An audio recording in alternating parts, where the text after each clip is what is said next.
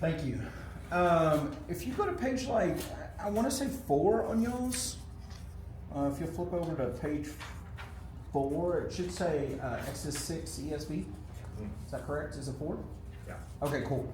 Okay, so I printed this off for us so that we could actually, because I want to read through it, and then you'll note there at the very beginning, back to page 1, when you exegete a text, the way it's defined here is the process of careful analytical study of biblical passages undertaken in order to produce useful interpretations of these passages. Ideally, exegesis involves the analysis of the biblical text in the language of its origin or earliest available form. So we're not going to go that hard. Bruce might give us some Hebrew on some of this, but I'm not going to go that deep on this. But I just wanted to read and let us look for, again, one of the basics that you do is just repeated words. Who's the author? Who's it to? Any kind of dates or any kind of references in there. But I specifically want to read through this looking for repeated words. Repeated words or phrases, because I found many. And you probably did as well as you read through this.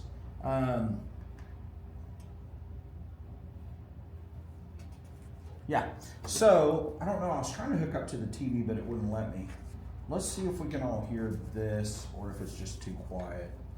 If we can, I'll read. Chapter 6. Can we hear that? But the Lord said to Moses, "No." Sorry. Okay, so we're just going to go through this whole chapter and underline, highlight whatever you hear, whatever you see, especially repeated words. Please, here we go. You shall see what I will do to Pharaoh, for with a strong hand he will send them out, and with a strong hand he will drive them out of his land. God spoke to Moses and said to him, "I am the Lord. I appeared to Abraham, to Isaac, and to Jacob as God Almighty.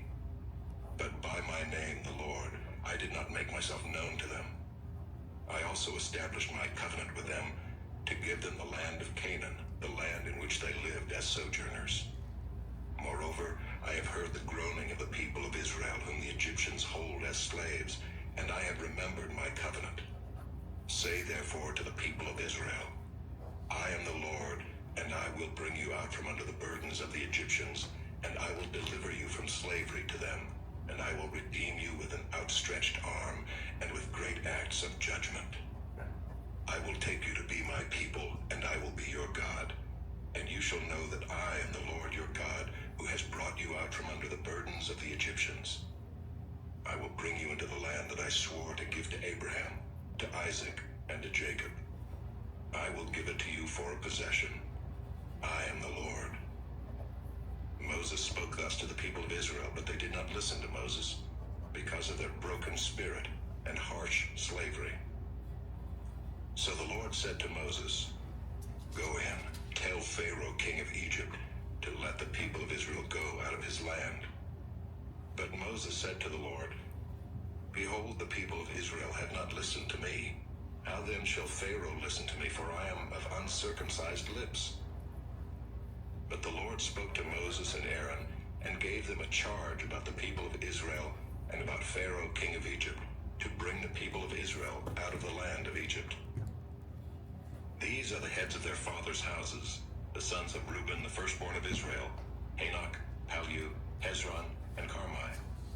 These are the clans of Reuben, the sons of Simeon, Jemuel, Jamin, Ohad, Jachin, Zohar, and Shaul, the son of a Canaanite woman. These are the clans of Simeon. These are the names of the sons of Levi according to their generations: Gershon, Kohath, and Merari. The years of the life of Levi being 137 years. The sons of Gershon, Libni and Shimei by their clans. The sons of Kohath, Amram, Izhar, Hebron, and Uziel. The years of the life of Kohath being 133 years. The sons of Merari, Malai and Mushai. These are the clans of the Levites according to their generations. Amram took as his wife Jochebed, his father's sister, and she bore him Aaron and Moses, the years of the life of Amram being 137 years. The sons of Izhar, Korah, Nepheg, and Zikri. The sons of Uziel, Mishael, Elzaphan, and Sithri. Aaron took as his wife Elisheba, the daughter of Amminadab, and the sister of Nahshon, and she bore him Nadab, Abihu, Eleazar, and Ithamar. The sons of Korah, Asher, Elkanah, and Abiasaph. These are the clans of the Korahites. Eleazar, Aaron's son, took as his wife one of the daughters of Putiel, and she bore him Phinehas. These are the heads of the fathers' houses of the Levites by their clans. These are the Aaron and Moses to whom the Lord said, "Bring out the people of Israel from the land of Egypt by their hosts." It was they who spoke to Pharaoh, king of Egypt, about bringing out the people of Israel from Egypt, this Moses and this Aaron. On the day when the Lord spoke to Moses in the land of Egypt, the Lord said to Moses, "I am the Lord. Tell Pharaoh, king of Egypt, all that I say to you." But Moses said to the Lord, "Behold, I am of uncircumcised lips. How will Pharaoh listen to me?" All right, very good. Thank you for Chapter 7. stop. I like it on paper like this sometimes because, a lot of times I don't like to scribble all throughout my Bible. I have scribbles in this Bible, but when I'm underlining and highlighting and different things, I like to have it just to where I can do that. So, what did you hear? What did you see? What were some of the repeated phrases? We'll get to interesting and we'll get to digging into some of this, but just on a shallow once over, what did you hear frequently said? I will. I will. Good. Did you happen to count how many? Let's see. I believe it's 8 times. I'll bring, I'll redeem, I'll deliver. Yeah. What else? I've heard 10 times at least. 10 times? No, I took it back. I'm the Lord. I am the Lord, yes. Yeah, what's with, I appeared to Abraham, to Isaac, and to Jacob as God Almighty, but by my name, the Lord, I did not make myself known to them. What is that? Good question. We'll get to that here in a minute. That is a good question, yes. Very important, because obviously, yeah, he said that for a reason. Any other repeats? Well, the first 9 or 10 verses is I, all the way. Very good, yeah. The pronouns are really important in this Yeah. section. Good. Very good. He mentions covenant 2 or 3 times. He mentions covenant a few times, yes, sir. I actually didn't catch it the first reading. I don't know why, but or actually the first several readings, but on this one I did. Yeah, very good. First one, strong hand. He says that twice. Yeah. And who's the strong hand? With a strong hand, he was. Same as the outstretched arm. Well, look at what it says. Now you shall see what I will do to Pharaoh, for with a strong hand God is talking, and he's saying with a strong hand he will send them out, and with a strong hand he will drive them out of his land. God is talking. No, it's Pharaoh. It's Pharaoh. Some translate the first he Pharaoh and the second he God, but it appears that both those pronouns are God speaking of Pharaoh. I think that's very important as we look at the whole picture of why God does 10 plagues and why he's as patient and forbearing and anxious that Pharaoh knows him. Yeah. Yeah, good. Shall know. Yeah, very good. Any other things you noted there? Uncircumcised lips twice. Yeah. That comes back up from chapter 4. So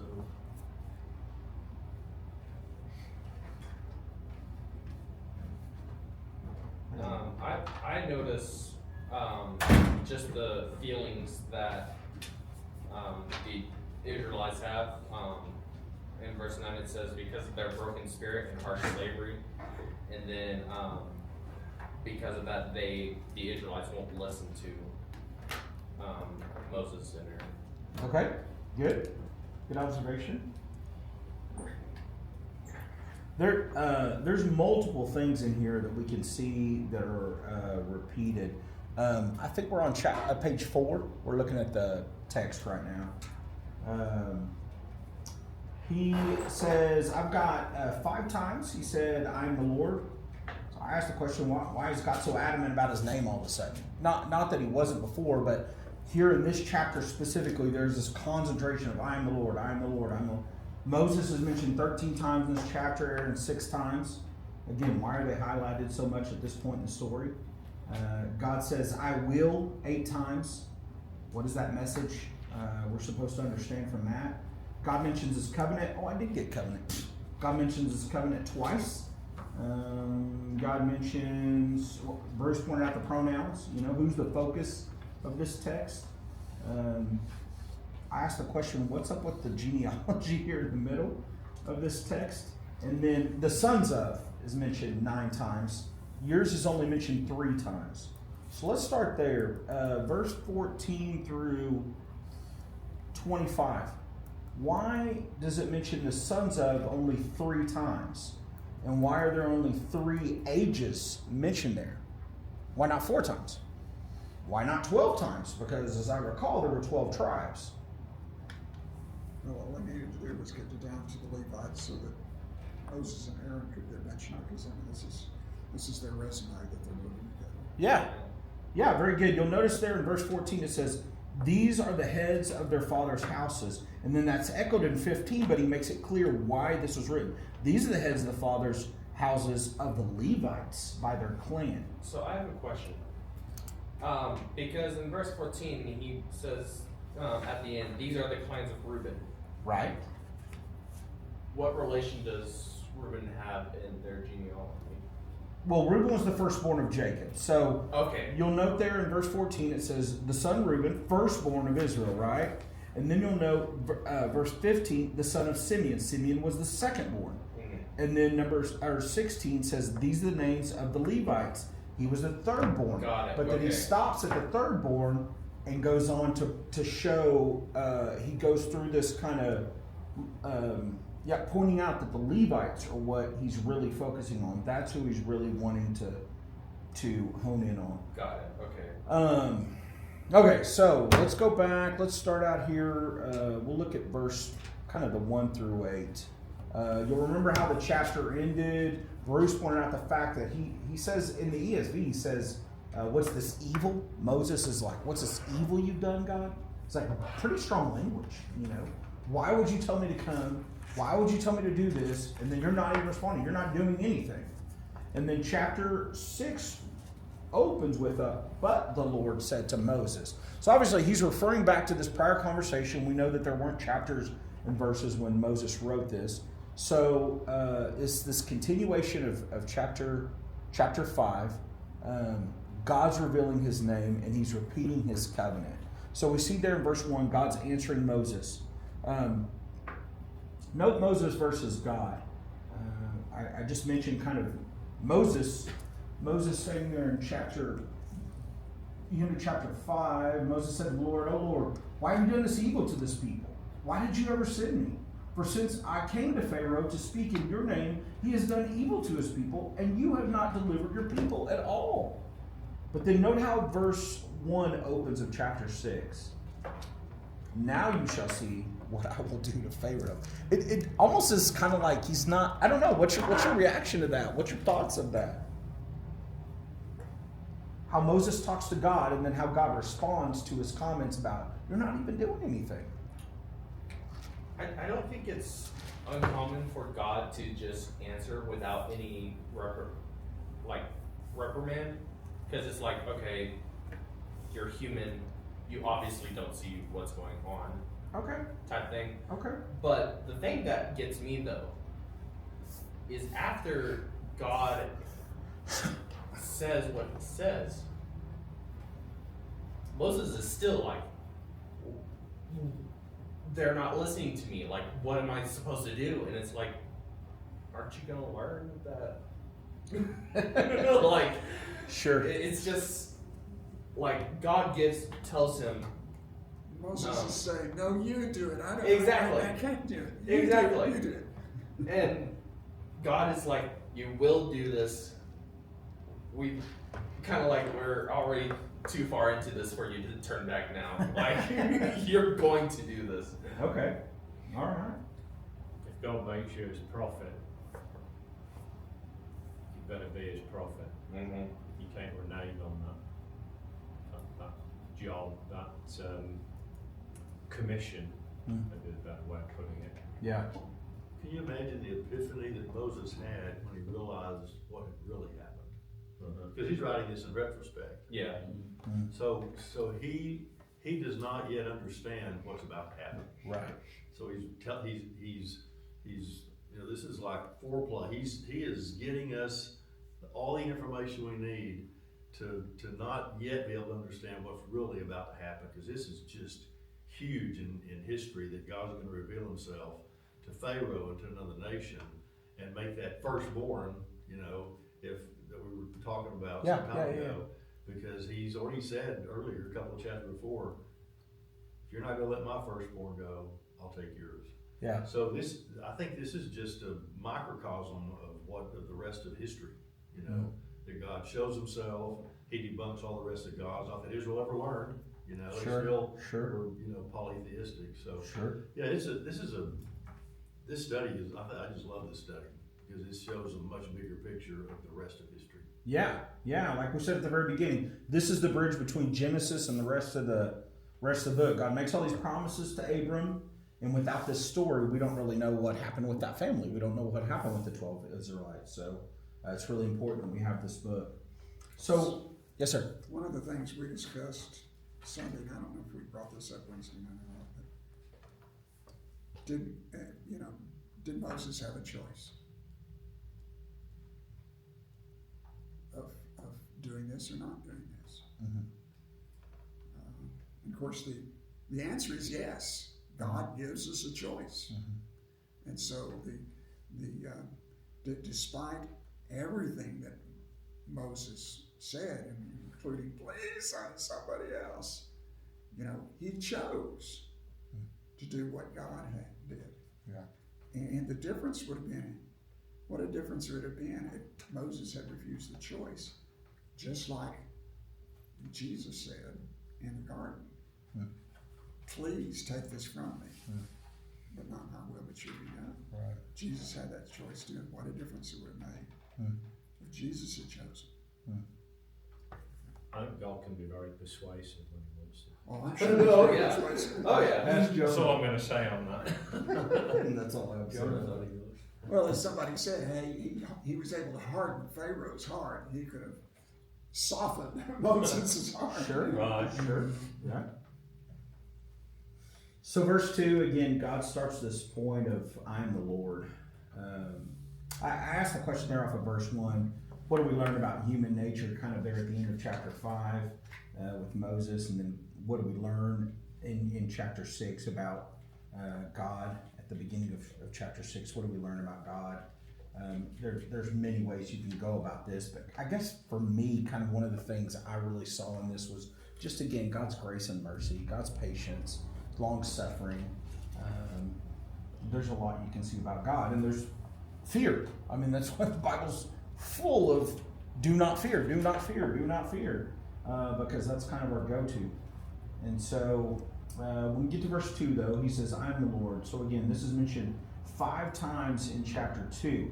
You'll note I put there, I think, the Nog version, the NOG, the names of God. Elohim spoke to Moses, I am Yahweh. I appeared to Abraham, Isaac, and Jacob as El Shaddai, but I did not make myself known to them by my name, Yahweh. So this is a super cool book. It's by Rabbi David Foreman. The title, The Exodus You Almost Passed Over. A little bit of wah, wah, wah, but I still love it. This is such a good book. I don't know if you guys have ever read this. There's a really, really interesting perspective from Hebrew, rabbi tradition, Eastern versus Western mentality. But these last 2 pages of your notes, I think it's page 6 and 7, I copied a text there from this I wanted to look at that. So here's the thing. There are so many, we could spend a few weeks on just this chapter, honestly. I mean, you could look at because as we read through, or as we look through the 14 through 25, did you hear any names that were like, I know that guy. I know what happens to that guy. I know what happens to those two boys. I mean, you know some of those stories that are to come. Stories like, let's see. Eleazar will become the high priest after Aaron, but Phineas. Cora, yeah. You'll see a couple of these names in verse 23 in the lineage of Jesus. Let's see, who else? I can't believe you didn't copy the Monopoly game theory. That is pretty interesting. It really is. Yeah. That was an epiphany to me to Really? realize that we Yeah. can't really know God.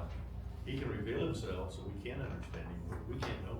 Well, what I was going to do was kind of touch on that, the fact that we view time linear. You know, he talks about how we view time linear in kind of a tunnel, and God is outside of that tunnel because God created time. Yeah. And we think about God being a part of here, but he's outside of that. The place, you know, that they talk about and so forth. And honestly, some of that can get really, really heady, and we can get lost in some of that. I agree, the Parker stuff is pretty incredible. Yeah, again, it's a great book. But basically what he talks about is kind of this idea, if we view these names in terms of power, and there's the bigger explanation, and we can dig around here for a little bit if y'all want to, but if we view these names as far as power, God showed his power before. God has demonstrated his power. But then when you get to this term Yahweh, which he translates it YHVH, some people prefer the B, some people prefer the W. But when we get to this name of power, there's something altogether different. It's not just eternal. This name of God is not just eternity, but the creator of time, the one who controls time, again, outside of time. Randy, help me on that. I'm trying to think of what, with that Parker illustration. So Parker, basically he talks about the Monopoly board, and he talks about two of the pieces on the Monopoly board, talking about whether they believe in Parker or not. Well, Parker created the board. Parker's not in the board, like the pieces, like the little hat or the car or the dog or whatever. And he talks about essentially Parker atheist. You know, one doesn't believe that Parker exists. Well, Parker's not inside the board because Parker created the board, is the idea. And so again, he is outside of the board. And for us to create more pieces on the board is blasphemy, because God created the world and created all this. So for us to try too hard to figure all of it out and to create more pieces on the board, it changes the game. I mean, it would destroy the game that Parker created. So we have to be really careful trying to put words in God's mouth and just follow the story and just trust. I love doing what we're doing. I think it's really important that all the things Moses wrote down meant something. Right. But we always want to keep in mind the biggest picture. Right. And get too sidetracked all the time. No, Even though I agreed. think I really like it. And again, this chapter is really easy with the lineage in the middle of it. Yeah. The chiasm that we'll see here in a little bit. It's really easy to get lost in some of these details. Again, you can spend a lot of time on just the genealogy. But God's saying he's going to reveal himself in a new way. I love the fact as well how he points out we can't really understand what Yahweh means completely just for the fact that it's nowhere else. It's only God. God is so otherly, so holy, so unique that he tries to help us understand, but with the Parker illustration, in our limited understanding of the board, this earth, worldly things. But guess who comes down and gets on the board with all the rest of the parts? Parker. That's the beauty. God comes down to walk around on the board with us. That's the beauty of Jesus. Yeah. What book is this y'all referring to? It's Yeah. called the Exodus You Almost Passed Over. Okay. Yes, sir. It's by Rabbi David Foreman. I bought it. Well, I have this copy, and I also have it Kindle. That's what I copied this off of, and I think it's $10-12. I don't remember how much. This was just $25 on the back. I don't think I paid that much, but this is $1 here on the end. I don't know if this is. Friends of the library. I'm sure I didn't. Yeah, stolen from. Used bookstore. That's Yeah. a fine for not taking it down. There you go. $1 a day. Yeah. Stole a religious book from the library. And actually, I don't know, that might be something else that you could. It might be in a library. I don't know. I'm sure it would be at LCU. But he makes the point that God is revealing Himself in a new way to His people. He comments about just simply being essentially a power among other powers, and yet God is the power. He is unique.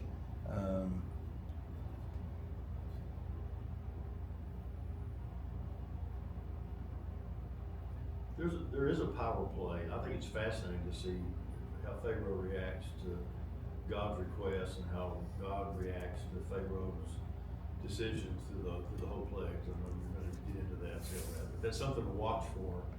Is Pharaoh's mindset and having to go up against a God he doesn't know.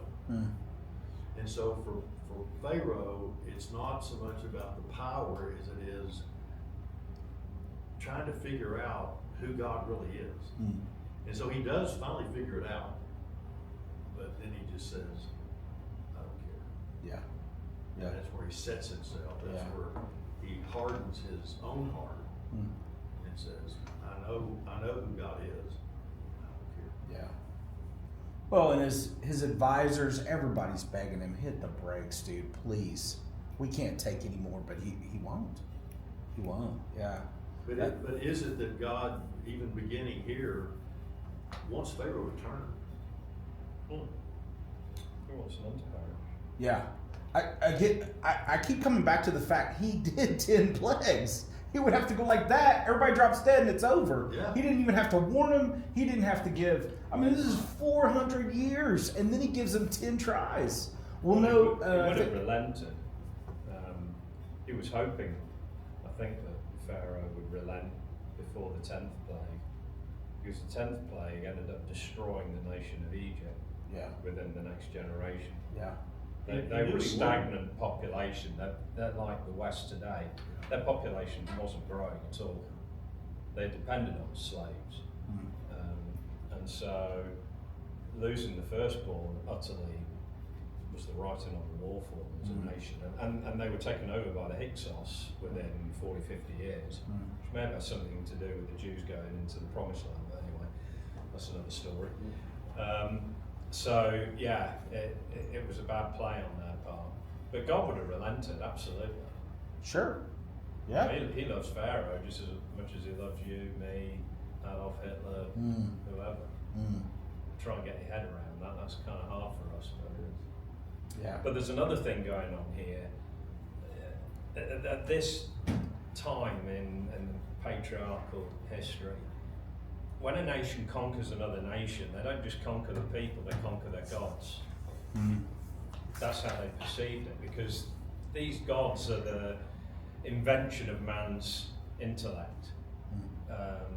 And so the fact that this God of the Hebrews reveals himself, that's never happened before. Yeah. As much as any magician might say he received a vision or some prophecy, it's all in the mind of those magicians, shaman, witch doctors, whatever you want to call them. But this God breaks all those bounds, he breaks all of those rules. And so when he says you can't know me, that really is a statement to Pharaoh and to his magicians, because that just is something no one's ever heard of before. Oh yeah, God's fixing to show them a whole new way. So God has there in verse 4 and 5, he has two reasons for delivering Israel. He has his covenant, but he's also heard the groaning, and remembered his covenant. So there's his covenant is part of it, but then his people, hearing the people, and this idea of remembering. I think we've talked about this before, but this idea of remembering is not that, oh yeah, I forgot to put that on the grocery list. This is God's going to act. That's what the implication of that word remembered is. God's about to roll up his sleeves and get involved. So interestingly enough, in verse 6, where it says that I am the Lord, every time it's mentioned in the Pentateuch, first 5 books, Genesis, Exodus, Leviticus, Numbers, Deuteronomy, it's either for a command. When God says I am the Lord, he's about to command the people something, he's going to promise something, or he's going to threaten something. So there's something to do, some promise that you can trust on, that you can bank on, that you can rely on, or he's going to tell them, don't do it, and you need to fear doing that. So God is about to remove their burdens. He's going to deliver them from the bondage, redeem them by means of judgment. Let's see, we did the first 8 verses. Okay, so verse 7, we see again, what God's about to do is going to create belief. He says specifically there in verse 7, though, you shall know that I am the Lord. I'll take my people, I will take you to be my people, and I will be your God, and you shall know. Later we'll see that he's going to say the Egyptians and the Pharaoh will know, but in this case he's telling Moses that the Israelites will know because of what God's about to do, because he's removed the burdens of the Egyptians from them. They will know who he is. And that's like Yada. Sir? Yada. So that's the, I will reveal myself to you, so that we can have a relationship. So the you will is a response to the I will. Very good. Yeah. The multiple I wills. Yeah. Again, we see a very personal God, a very hands-on God. This is not that removed or appeasing at a distance. This is a God that's directly involved. So he's completing the covenant promise. And again, I want us to ask the question, what's this teach us about God? What's this teach us about God's timing specifically? But what's this teach us about God? We can trust. We can know. If he said he'll do it, he'll do it. Not necessarily my time or my way, but he will do it. 1 through 8, what do we got? What are you seeing? What are you hearing? We kind of went through that quick. One of the deals I read was talking about the patriarchs. They didn't know. They didn't fully know. You know, there was some hint of Yahweh in earlier passages, but here it's really introduced almost for the first time. And this commentator says, although Genesis makes it clear that the patriarchs were not totally ignorant of the name Yahweh, they did not understand its full implications as the name of the one who would redeem his people. That fact could be comprehended only by the Israelites who would experience the Exodus and by their descendants. So until you've received redemption, or until you've experienced redemption, you can't know or fully know the Redeemer. Which is interesting, isn't it? Because 1 Corinthians 10, where Paul says that the Israelites, when they were passing through the Red Sea, 10:1, yes, sir. Yeah, they're baptized into Moses. Baptism, Right. part Right. of that redemption. So, Yeah. yeah. Very good. Verse 9 really struck me. I think about so many people that come through the Blessing Center, and they're broken. I mean, their spirit is truly broken. It says here, Moses spoke thus to the people of Israel, but they didn't listen. I think, Burl, you were asking about maybe, or you commented about this. They didn't listen to Moses because their spirit was broken because of the harsh slavery. I think there's a principle here of sometimes you got to take care of needs, Sometimes I can't hear you until I can stop hearing the growling of my stomach because I haven't eaten in 3 days, or I can't hear you until I have a roof over my head. So I think there's something to be said for, trying to deal with the needs of people. How could a good God allow my dad to abuse me the way he abused me? I need to work through that. How could a good God allow me to be in the situation that I'm in? And so I think there are real needs when it comes specifically, and I know this text isn't about sharing the gospel. I'm well aware of that. But I think whenever we talk about sharing the gospel, there's sometimes where we really have to deal, spirits are so broken that we're going to have to deal with some stuff. And we always want to give them Jesus through that. I mean, Jesus is obviously the healer, but I think there's a lesson there, a principle there about helping people, reaching people, helping people so that we can, so that they will listen. So Colossians or Philippians, where God allows us to have faith, He allows us to believe. But that's still based on hope. You don't believe something you don't hope for. So when people don't have any hope, anything to hope for, they can't believe. It's impossible. Yeah.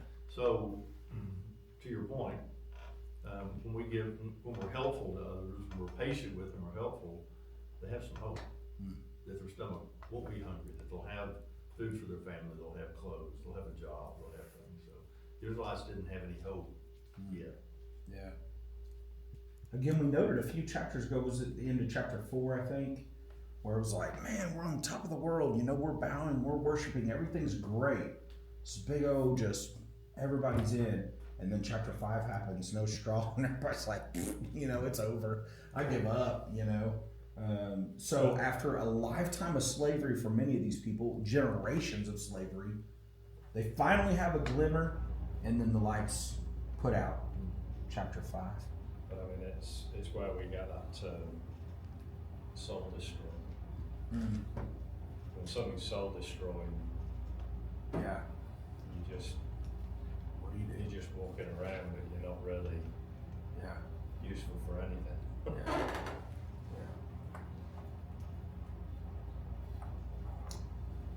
So you'll note there in verse 10 through 13, Moses kind of reverts back to his old excuses. In chapter 4, he wasn't having it. I'm not your guy. I think Jesse pointed out a few times, please, anybody but me, I don't. Please, he goes right back, kind of reverts back to that. And I asked the question, what do we learn about leadership? I mean, leadership can get depressed too. Leadership can lose hope too. Leadership needs encouragement too. But how does God handle Moses' questioning? Do you think it's when he says I'm of uncircumcised lips? Do you think that's like Isaiah when he gets the vision of train of God's robe filling the temple? What does he say? I'm a man of unclean lips. I don't know what that Hebrew word is, but that was something that was really intriguing to me as well. I wondered if it related back to the chapter 4 circumcision and so forth. Some of the stuff that I read was that it could also be better translated, unskilled in speech. Kind of back to what he said originally. It could be, it could be that.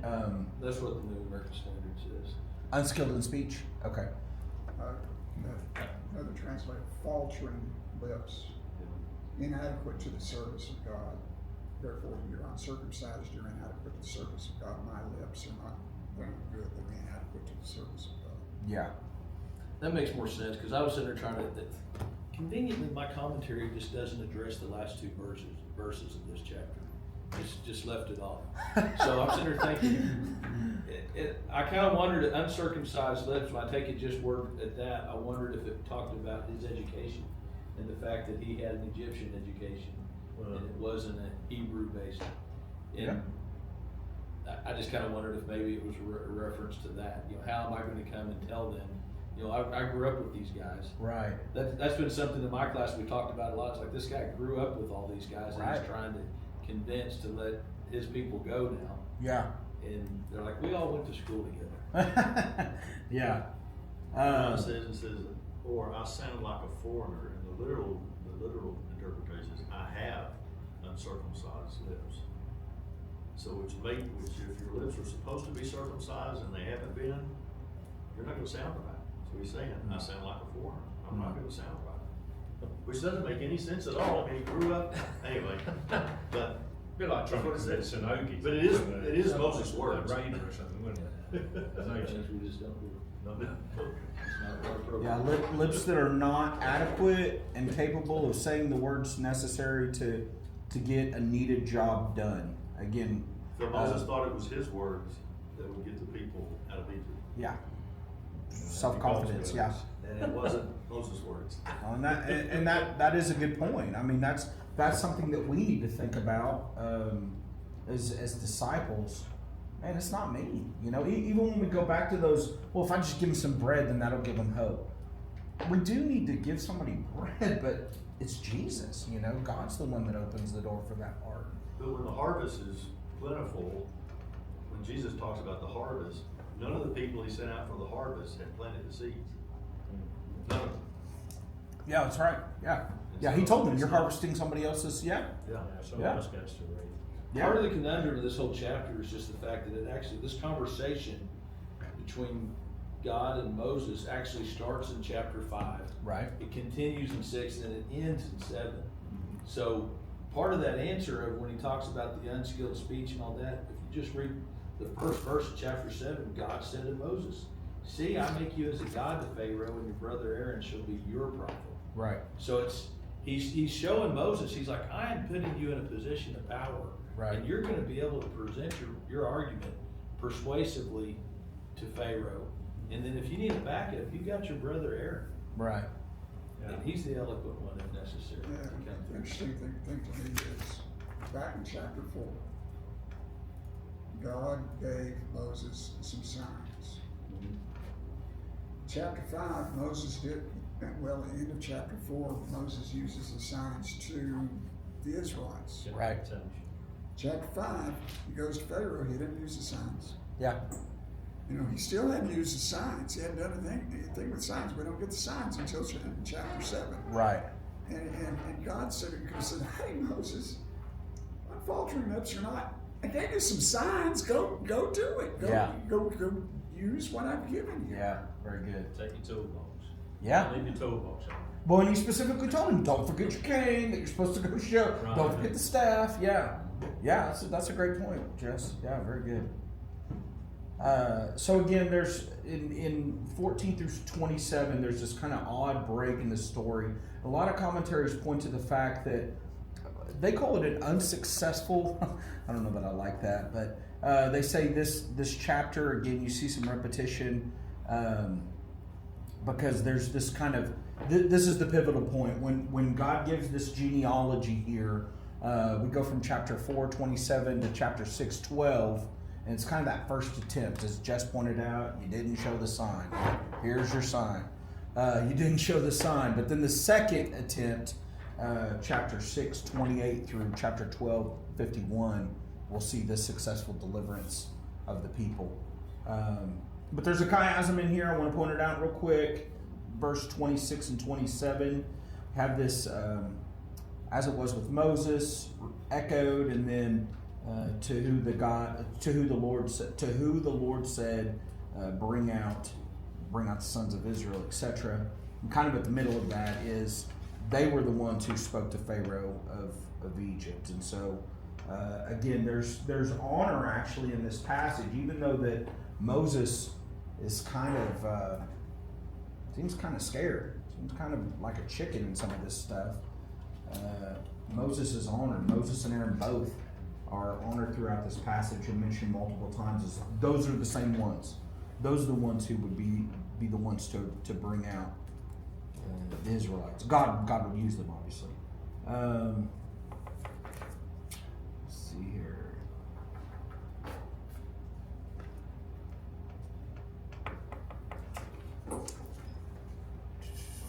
So verse 28 through 30. Again, I mean, you can really get lost in that genealogy. You can mention as much as you'd like to of that. Some of those names are big names that we'll see repeated throughout into other books.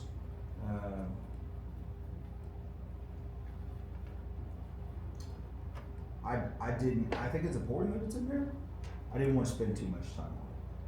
But it is important that we know verse 14 and verse 25, the echoing of these are the heads of the fathers is clearly pointing to Levi. So you've got Reuben, Simeon, Levi. Last three verses there. These words are very similar again to the first. There's kind of an echoing in here, repetition. This repetition might point to a new chapter in the deliverance of Israel. That this is, again, kind of the second attempt, if you will, that allows Israel to, Israel does, in fact, then be delivered by God. I think it's important in verse 29 that Moses will fail in his mission if he doesn't mention all that God has said to him. And I think sometimes when I was being trained as a minister, you probably had this lesson as well. We preach the whole of God's word. Yeah.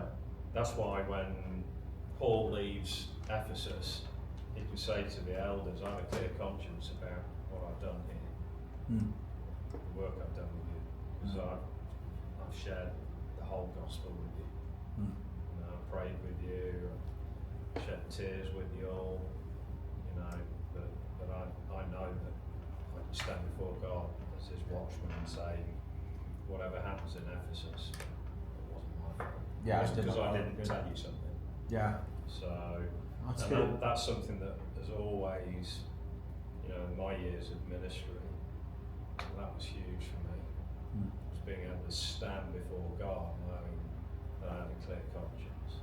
And I think that necessarily has to be a motivator, not just for ministers, but for shepherds and all of us really as Christians. Yeah, I mean, for every disciple, all that I say to you, that we share everything that God's given. That's good. Yeah, good observation. Maybe the everything is the signs also. Sir? Maybe the everything is the signs also. Yeah, don't forget the staff this time. Yeah, I told you. Go back and get your clip notes. And Yeah, seriously. Yeah, we used to lecture. They used to lean on the staff, didn't they?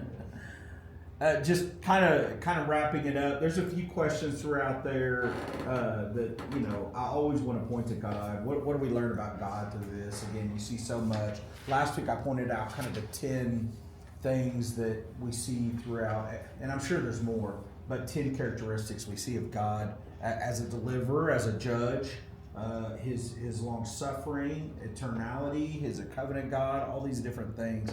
But as we look to chapter 7. Encourage people to read it. There's some interesting things about the Nile. Why the Nile? Why was it first? Why the blood? What was kind of the repercussions of that? I want them to kind of use their 5 senses. It's a little gross, but it starts talking about these dead fish and some of the stuff like, what did it smell like? What did it look like? You're going down to get your drink of water. If somebody accidentally drank that, what did it taste like? What did it sound like? When kids come running out, were there screams? Was it, kind of all the different, all your 5 senses? I can safely say the worst fish smell and crocodiles that I've ever smelled was the Bangkok fish market after 12 o'clock. Buy your fish early. You better get in there early. It's fine in the morning, but oh man, by the afternoon it is the most grotesque smell. I can smell it in my nostrils right now. It's so awful. Oh, I bet. Yeah. Throw up. Well, they have like big blocks of ice in Mexico at open markets, but it melts after a while. It gets funky, yeah. So why did God tell Moses to wait until Pharaoh was coming to the water? Some of these are kind of obvious, but again, just to challenge people. What chain reaction kind of occurred from this? What would be the repercussions? How long did the plague last? It actually says there at the end of chapter 7 how long it lasted. And I mentioned how long the cleanup was. You think about, even with slaves and all the people of Egypt, I mean, it says the fish died. And so you think about, again, if you think about kind of the aftermath of these, you've seen a tornado or a hurricane or a... So Helene, they're still cleaning up after Helene, and then now have the next one that's fixing. Yeah, I saw that, yeah. And you've got all the debris from... So They're still cleaning up from They can't Katrina. get the clean This up is before the a next one. this is a total rabbit hole. It did land? Wow. I was listening to the podcast It guy, did. and this fella came on. He said, "I've got something really weird going on in this in the eye wall of the Hurricane Milton." He says there is a lot of unexplained matter in there. He says I can only assume it's birds that have been trapped in the eye of the storm. And he said they've been moving over the sea slowly, but when they reach land, he says they'll be able to break free from the eye. And he said They're there's just stuck such a like that. Or density just, yeah. of a biomass, if you will, that it showed up on that radar. Wow, that's crazy, man. That's a lot of birds. I saw some clips of that. Yeah. When they were flying through it, they actually were able to get some birds. Really? That is part of it. There's definitely birds. Can we put in the bulletin what the next week's lesson is going to be, as one more reminder for people to read Sure. that? Yeah, we can do that. Because I mean, I announced it, then I asked Sunday, I said, how many of you read your lesson this week? 60%, which Oh, that's good. That was pretty good. That's pretty good. I told them I'd like to see us get up to 100%. I'd love that. So anything that we can do to push, you know. No, that's good. That's a For good what it's call. worth, our class has done that. I mean, they've been reading ahead. Good. I've never I can't say much. Well, That's good. They're This, good. if this was only, David hosting, he hasn't asked that question, how many of you read your assignment? Yeah. I made him raise their hand, you know. Shame him into reading. I did have Dewey I have him put the chapter and the questions on Facebook, but I think that'd be good to have the chapter. Be sure and read chapter 7 Not for everybody's in the gonna go to bulletin. Facebook, but, you know, What did you say? not everybody's gonna go to Facebook. Oh.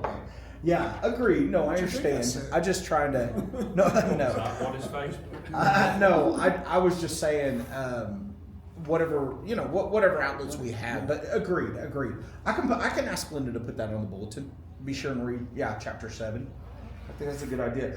My big deal is just getting people in the Word. I've got some things to share, but man, let God speak for Himself. Well, I mean, you even though I spent 5 minutes on it, and you announce it, you know, that's 5 minutes and they're gone.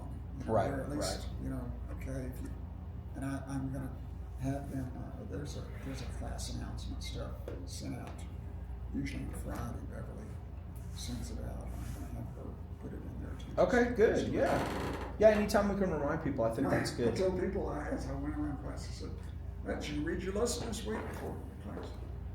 No, I hadn't yet. I said, you got a few minutes here. Get on it. That's funny. That's good. I love chapter 6. It was fun doing a deep dive. And again, we could spend weeks, on a number of weeks on this chapter alone. Just in the 3 names of Jesus of God. So does that book discuss all the names of God, or is it just those that appear in I think it's just the ones in Exodus, yeah. Yeah, he just deals the ones specifically in Exodus. There was a study that we did here on the names of God. I found it in my notes. I found my notes on it the other day because I was thinking I had seen study on names of God. It was like 2004. It would be I good asked for us Dewey. to do that again. I asked dude before Bergen came on, I said, let me do a Names of God quarter. And he's like, we just did it. And then later on that afternoon, he's like, sorry, that was 2004. Yeah. he told me it had been a little bit. But yeah, I've mentioned that. I think it'd be really good. I was going to Really mention good. to Bergen that it would be good to go back and pick up that study because I pulled out the ones on Elohim and on Yahweh and just looked to see what those lessons Yeah. had and Yeah. get ready for this. And I thought this is some good stuff that we need as a reminder. Oh, yeah. Really I've got good. a chart that's got all the names of God with the all about 10 different columns of different applications on it. Yeah. Yeah. The Foreman points out in there that this is the first time God's really made a big deal about his names. Before that, the patriarchs gave him the name. Yeah. That each patriarch had a name for him. They called him the God of, and they gave him the name. But Yeah. now it's a bigger deal because of delivering Israel. So he's gonna. I mean, he already given himself a name, Son, but not like this. Yeah. Yeah. Yeah. There's definitely God makes it very clear multiple times in this chapter that something big's happening. This is a transition from what was. Yeah. Yeah, that's a good point. I've wanted to do a study on altars because frequently you see God, Yahweh Shalom. Gideon talks. Gideon gives, God at the altar gives him that Yahweh Shalom. Jehovah Jireh or Yahweh Yir or however you want to, in Genesis 22 when God, Abraham's going to sacrifice Isaac. Hagar gives God the God who sees me, Yahweh. What is it? I'm sorry. Roy, ROI maybe. Then there's Yahweh Rafika, the God who heals me. There's a number of them that are really I think cool. it's important for us to remember. We have this concept of as history goes along, everything gets better. We know more. Blah blah blah. We have computers. Apart from the dark age. Yeah, but every one of us starts in the dark age. Really, every one of us needs to learn to know God, to know the Lord. And it's not just because we have the Bible doesn't mean we know the Lord. That's right. And you would have thought Moses of all people would know the Lord because he talked to him all the time. And God talked back to him. Yeah. But he's just learning the Lord. And this commentator that pointed out that the patriotics really didn't understand this concept of the Lord because they hadn't gone through a redemption. We're learning through our redemption. And I think that's really important for us not just to overlook and say, okay, these are the names of God and blah, blah, blah. This means power, this means this. But we're learning who the Lord is. We're getting intimate with the Lord when we go there. Yeah. Good. It's really good. Well, I think Abraham lived through the redemption of his son because